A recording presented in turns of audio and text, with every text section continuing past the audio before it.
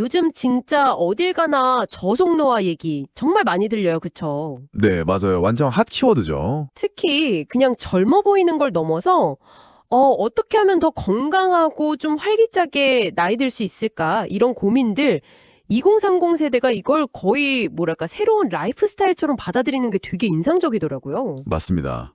관심이 정말 뜨거워요. 그래서 오늘 저희가 같이 볼 자료들이 바로 이 저속노화에 대한 건데요. 뭐 기사도 있고 연구 논문 또 전문가 분석까지 다양하게 있어요. 이걸 통해서 좀 건강하게 나이 드는 비결, 실용적인 팁을 얻어가는 게 오늘의 목표입니다. 네, 아주 좋습니다. 단순히 오래 사는 그 기대 수명 말고요. 아프지 않고 활기차게 사는 기간, 그러니까 건강 수명이죠. 이걸 늘리는 성공적인 노화에 대한 관심이 그 어느 때보다 높아진 것 같아요. 맞아요. 오늘 자료들 쭉 보면 우리가 일상에서 그럼 어떻게 노화 속도를 의식적으로 좀 늦출 수 있나? 그 뒤에는 또 어떤 과학적인 원리가 숨어 있나? 이런 걸 꽤 구체적으로 제시하고 있거든요. 오, 흥미로운데요? 네, 아마 들으시는 분들 각자 삶에 바로 적용해 볼 만한 그런 재미있는 포인트들을 발견하실 수 있을 겁니다. 아, 진짜 신기한 게 같은 나이라도 사람마다 느껴지는 에너지나 아니면 그냥 보이는 모습이 되게 천차만별이잖아요. 그렇죠, 확 다르죠. 이게 바로 그 가속노화랑 저속노화 차이 때문이겠죠. 자료에 보니까 서울 아산병원 노년내과 정희원 교수님 얘기가 나오던데 이 개념을 아주 쉽게 설명해 주셨더라고요. 아, 네. 그분 설명이 귀에 쏙쏙 들어오죠. 네, 우리가 그냥 무심코 하는 습관들이 우리 몸의 노화 시계를 막 빨리 감아버릴 수 있다. 이런 얘기죠. 정확합니다. 우리가 보통 생각하는 그 주민등록증 나이, 연령하고는 좀 다른 개념으로 우리 몸의 실제 노화 상태를 보여주는 생체 나이라는 게 있죠. 생체 나이? 네. 자료를 보면 이 생체 나이는 뭐 혈압, 혈당, 콜레스테롤, 아니면 염증 수치 같은 혈액 검사 결과나 신체 계측치 이런 거 있잖아요. 한 20가지가 넘는 노화 관련 바이오마커, 그러니까 몸 상태 지표들을 종합해서 추정한다고 해요. 와, 20가지요? 네. 근데 이제 잘못된 식습관, 특히 그 정제 탄수화물이나 설탕 너무 많이 먹는 거, 그리고 운동 부족, 또 만성 스트레스, 이런 것들이 이 생체 나이를 빠르게 올려서 가속 노화를 일으키는 핵심 요인으로 꼽히고요. 아, 저는 그 자료에서 본 가속 우울이라는 말이 좀 충격이었어요. 아, 네. 그 연구 결과가 있었죠. 몸만 빨리 늙는 게 아니라 마음까지 병들게 할 수 있다니 중국 중년 노인 거의 10,000명 대상으로 한 연구 보니까 생체 나이가 높을수록 그러니까 몸 노화가 빠를수록 실제 나이랑 상관없이 우울 증상이 더 심각하게 나타났다고 하더라고요. 맞아요.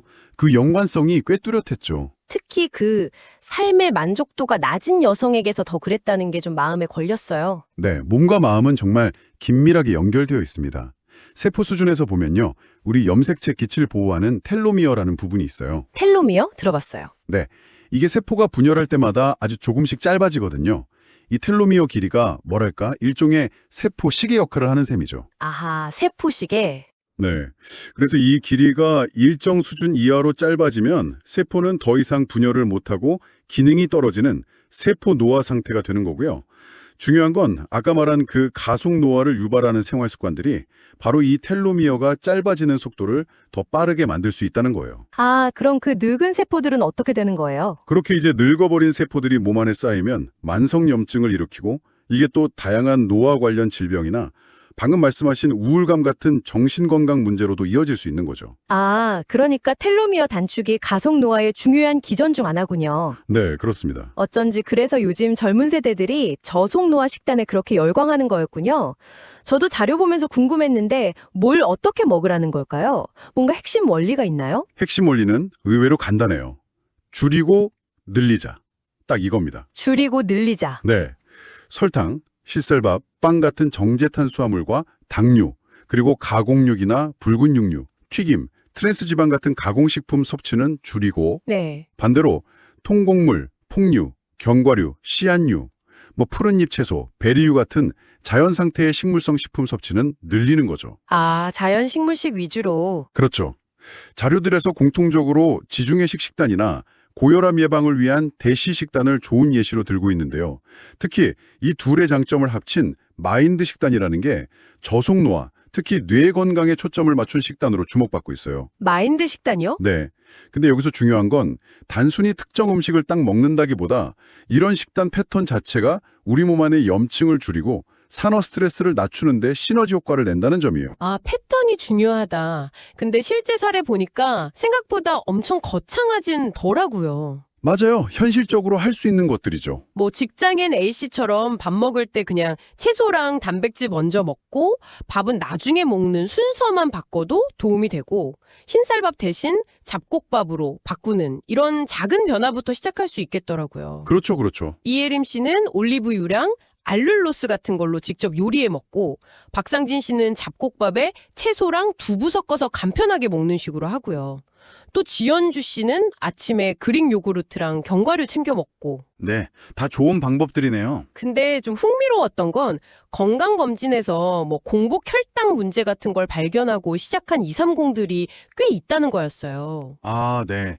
그런 계기가 많죠. 실제로 요즘 젊은 층에서 당뇨나 고혈압 유병률이 늘고 있다는 통계도 이걸 좀 뒷받침하는 것 같고요. 맞습니다.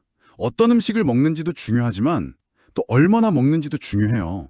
일본 오키나와 장수촌의 그 하라하치부라고 아시죠? 아, 네, 배 80% 찰 때까지만 먹는 거. 그렇죠. 배가 한 80% 정도 찼다 싶을 때 숟가락을 놓는 소식 습관. 이게 대표적이죠. 칼로리 섭취를 제한하면 몸의 대사 스트레스가 줄고 뭐 세포 자가포식, 오토페이지 같은 자정작용이 활발해져서 노화를 늦추는 데 도움이 될 수 있거든요. 소식도 중요하군요. 네. 다만 여기서 제가 좀 강조하고 싶은 건 완벽주의의 함정이에요. 너무 막 엄격하게 규칙 정해놓고 한번 어겼다고 막 자책하고 이러기보다는 덜 엄격하게 꾸준히 지속 가능한 방식을 찾는데 조속노화 실천의 핵심입니다. 아, 그게 중요하겠네요. 매일 완벽할 순 없으니까. 그럼요. 일주일에 한두 번 정도는 좀 자유롭게 먹더라도 전반적인 식단 방향을 건강하게 유지하는 것, 그게 중요하죠. 근데 진짜 매일 이렇게 챙겨 먹는 게 현실적으로는 쉽지 않잖아요. 회식도 있고 약속도 있고 막 바쁘면 끼니 거르거나 대충 때우기 쉽고요. 그렇죠. 현실적인 어려움이 있죠. 특히 20대는 아침 식사 거르는 비율이 절반이 넘는다고 하더라고요. 59.2%라던가. 이 꾸준함을 유지하는 게 진짜 가장 큰 숙제일 것 같아요. 자료에선 뭐 팁 같은 거 없었나요? 혼자서는 어려운데 같이 하면 좀 더 낫다. 이런 얘기가 여러 자료에서 나와요. 아, 같이요? 네. 예를 들어서 SNS 커뮤니티에서 서로 막 식단 공유하고 응원하는 문화. 이게 젊은 세대한테는 하나의 힙한 습관처럼 느껴지면서 동기부여가 된다고 하고요. 아, 약간 챌린지처럼. 그렇죠. 또 친구들끼리 원물 모임이라고 해서 가공 덜 된 식재료를 서로 선물하거나 요리법 공유하기도 하고 블로그에 식단 일기 쓰면서 기록하는 것도 방법이고요. 오, 원물 모임 재밌네요. 네. 그리고 좀 시스템적으로는 일주일치 식단을 미리 계획하고 장을 보거나 아까 그 지연주 씨 사례처럼 채소 구독 서비스 있잖아요. 어글리어스 같은 거. 그런 걸 이용하면 신선한 재료를 정기적으로 받으니까 꾸준히 하는데 도움이 된다고 소개하고 있습니다. 아, 그런 서비스도 있군요. 정말 방법은 찾으면 있네요. 근데 이렇게 식단을 꾸준히 관리하는 것도 중요하지만 자료들을 좀 더 깊이 보니까 장수하는 사람들 비결이 식탁 위에만 있는 건 아니더라고요. 물론입니다. 당연하죠. 저속노화는 식단만으로는 완성되는 건 아니겠죠. 네. 식단만큼이나 어쩌면 그 이상으로 중요한 게 바로 움직임하고 마음이에요. 움직임과 마음. 네. 세계적인 장수 지역인 블루존 사람들 보면 일부러 막 시간 내서 헬스장 가고 이런 거보다는 일상생활 속에서 자연스럽게 몸을 계속 움직여요. 뭐 텃밭 가꾸고 걸어 다니고 집안일하고 이웃들이랑 교류하면서요. 아, 그냥 생활 자체가 운동이네요. 그렇죠. 이런 꾸준한 저강도 활동이 근육 감소를 막고 심혈관 건강을 지키는 핵심 비결 중 하나예요. 나이 들면서 근육 줄어드는 근감소증, 이게 낙상이나 활동 능력 저하, 심지어 사망률 증가랑도 관련이 깊거든요. 근데 블루존의 생활 방식은 이걸 자연스럽게 예방하는 거죠. 그렇군요. 일상 속 움직임 외에 좀 더 과학적인 원리에 기반한 운동법도 소개되고 있더라고요. 네, 요즘 연구가 많이 되죠? 특히 그 혈류 제한, BFR 운동이라는 게 눈에 띄었는데 고강도 운동이 좀 부담스러운 분들한테는 되게 솔깃한 얘기 같았어요. 낮은 강도로도 근육을 키울 수 있다니 이게 어떤 원리인가요? 네, 혈류 제한 운동, BFR. 상당히 흥미로운 접근법입니다. 팔이나 다리 위쪽에 커프를 감아서 혈류를 일시적으로 살짝 제한한 상태에서요. 평소 같으면 근육 성장에 별 도움이 안 될 정도의 가벼운 무게, 그러니까 자기 최대 근력의 한 20에서 30% 정도? 그 정도로 운동하는 방식이에요. 네. 핵심은 이거예요. 혈류를 제한하면 근육 안에 산소가 부족해지고 젖산 같은 대사부산물이 쌓이잖아요. 이게 마치 아주 힘든 고강도 운동을 했을 때랑 비슷한 환경을 근육 내부에 만들어주는 거예요. 아, 근육을 속이는 거네요. 그렇죠. 약간 근육을 속이는 셈이죠.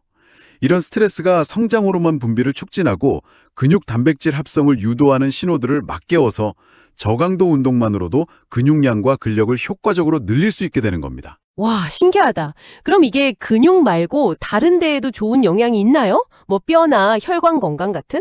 네, 연구들을 보면 긍정적인 효과들이 좀 보고되고 있어요. 꾸준히 했을 때 혈압을 낮추고 혈관 내피 기능을 개선하고 또 동맥 경직도를 완화하는 데 도움이 될 수 있다. 이런 결과들이 있고요. 오, 혈관에도 좋군요. 네, 뼈 건강 관련해서는 골밀도 자체가 크게 변했다는 증거는 아직 좀 부족하지만 뼈 형성을 촉진하는 지표들이 증가하는 경향이 관찰되기도 했고요. 뇌 건강 측면에서는 신경 성장을 돕는 BDNF라는 물질의 발현이 증가한다는 보고도 있는데 실제 인지 기능 개선 효과에 대해서는 아직은 조금 더 연구가 필요해 보입니다. 그런데 혈류를 제한한다고 하니까 혹시 좀 위험하지는 않을까? 이런 걱정도 살짝 들어요. 안전한가요? 그거 아주 중요한 지적이세요. 실제로 혈류 제한 운동할 때 혈압이 일시적으로 오를 수도 있고요. 드물지만 혈전증이나 근육 손상, 횡문근 융해증 같은 부작용 우려도 제기되어 왔죠. 네. 하지만 여러 연구를 종합해보면 제대로 된 방법으로 시행했을 때는 심각한 부작용 발생 빈도는 매우 낮다고 보고됩니다. 중요한 건 제대로 된 방법인데요. 그렇죠. 방법이 중요하겠죠. 네, 반드시 전문가 지도를 받아서 개인에게 맞는 적절한 압력, 이게 보통 동맥혈류 차단 압력의 한 40에서 80% 수준이거든요. 그리고 시간, 팔은 최대 15분, 다리는 최대 20분 정도. 또 커프 너비 같은 걸 잘 설정해야 안전하고 효과적으로 운동할 수 있습니다. 그냥 무턱대고 따라하는 건 절대 안 돼요. 아, 전문가 지도가 꼭 필요하군요. 알겠습니다. 운동만큼이나 중요한 게 또 마음 관리란 얘기도 있었죠. 아까 잠깐 언급했던 정의원 교수님도 그 마인드셋의 중요성을 강조하셨어요. 네, 맞아요. 정신건강이 정말 중요하죠. 자기 돌봄에서 성공과 즐거움이 시작된다는 생각, 또 너무 한쪽으로 치우치지 않는 중용의 자세, 그리고 노년을 그냥 쇠퇴가 아니라 성장의 기회로 보는 성장 마인드셋, 이런 태도가 저속 노화에 도움이 된다는 거죠. 그렇습니다. 이건 아까 얘기했던 블루존 연구에서 강조하는 가족이나 공동체와의 끈끈한 유대감 또는 일본 오키나와의 이키가이라고 하죠. 삶의 의미나 목적의식, 이것과 정확히 맞닿아 있는 부분이에요. 이키가이. 네, 이런 긍정적인 마음 상태나 사회적인 연결이 스트레스 호르몬인 코티솔 수치를 낮추고 만성 염증을 줄이는 데 직접적으로 기여하거든요. 아까 얘기했던 그 텔로미어 길이 유지에도 긍정적인 영향을 줄 수 있다는 연구 결과도 있고요. 아, 또 텔로미어랑 연결되네요. 네, 결국 몸과 마음의 건강은 서로 분리된 게 아니라 끊임없이 영향을 주고받으면서 우리의 노화 속도를 조절하는 데 함께 작용하는 셈입니다. 아까 그 가속 우울 얘기도 다시 떠오르네요. 네, 정말 몸이랑 마음, 생활 습관이 다 연결되어 있네요. 아까 그 세포식의 역할을 한다는 텔로미어 얘기로 다시 돌아가 보면요. 이게 짧아지는 게 노화의 주범 중 하나라고 하셨잖아요. 네, 그렇죠. 그럼 이걸 과학기술로 어떻게 좀 되돌리거나 늦출 수는 없을까요? 자료에 세놀리틱 같은 치료법 이야기도 있던데요. 네. 과학기술 분야에서도 노화 극복을 위한 연구가 정말 활발히 진행 중입니다. 말씀하신 세놀리틱이라는 건 노화세포만 골라서 제거하는 약물이나 치료법을 말해요. 노화세포만 콕 집어서요. 네. 노화세포가 몸에 쌓이면 주변 조직에 염증을 유발하고 노화 관련 질병의 원인이 되니까 이걸 제거하면 건강 수명을 늘릴 수 있다. 이런 아이디어죠. 동물 실험에서는 꽤 유망한 결과들이 나오고 있는데 사람에게 안전하고 효과적으로 적용하기 위한 임상 연구는 아직 좀 초기 단계에 있습니다. 세포를 죽이는 것 말고 아예 좀 젊게 만드는 기술 같은 것도 있나요? 더 나아가서는요. 아예 세포 자체를 젊은 상태로 되돌리는 세포역 분화 기술 연구도 엄청난 주목을 받고 있어요. 세포 역분화요? 네, 그 야마나카 시냐 교수가 발견한 특정 인자들을 이용해서 다 자란 세포를 배아줄기 세포처럼 초기 상태로 되돌리는 기술인데요. 이걸 노화된 세포에 적용해서 다시 젊고 건강한 세포로 만들려는 시도죠. 아마존 창업자 제프 베이조스 같은 사람들이 투자한 알토스 랩스 같은 회사들이 바로 이 분야에 집중하고 있고요. 와, SF 영화 같은데요. 그렇죠. 그리고 또 텔로미어 길이를 직접 늘리기 위해서 텔로머레이즈라는 효소의 유전 정보, TERT mRNA를 세포에 전달하는 기술 같은 것도 연구되고 있고요. 아직은 실험실 단계거나 초기 임상 단계인 경우가 많지만 미래에는 이런 기술들이 노화 과정을 늦추고 관련 질병을 예방하거나 치료하는데 정말 혁신적인 돌파구를 마련할 수 있을 것으로 기대하고 있습니다. 와, 정말 대단하네요.